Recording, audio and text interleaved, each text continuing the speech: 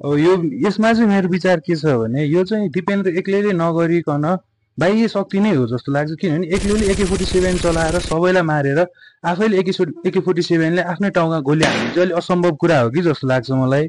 त्यही भएर चाहिँ ऊ एक्लै मन नभइकन अरू धेरै समूह नि थिए जस्तो लाग्छ मलाई चाहिँ। अब दिपेन्द्रले चाहिँ मारेको हो भन्ने म चाहिँ विश्वास गर्दिनँ। अब एउटै मान्छेले अब 12-15जनालाई एकैचोटि कसरी मार्छ होला।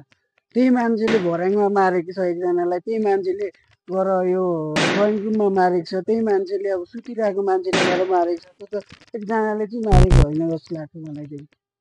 मेरो चाहिँ यसमा के छ विचार के छ भन्दाखेरि दिपेन्द्र एक्लैले त्यो मारेको होइन र यसमा दिपेन्द्र चाहिँ एउटा परिबन्धमा फसेको हो।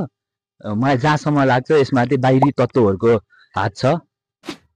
यो दिपेन्द्रले मार्नुभयो भन्ने कुरामा चाहिँ कुनै पनि भ्यालिडिटी छैन जस्तो मलाई लाग्छ। किन भन्दा यदि उहाँले मार्नुभयो भने इन्भेस्टिगेसन खोइ त, क्रिमिनल ट्रायल खोइ त। यत्रो ठुलो massacre is not a joke. त्यही भएर सिङ्गल पर्सनको यसमा खेल छ जस्तो चाहिँ पटक्कै लाग्दैन मलाई। किन अरूको षड्यन्त्रमा चाहिँ दिपेन्द्र एज अ बेट फस्यो जस्तो फिल हुन्छ।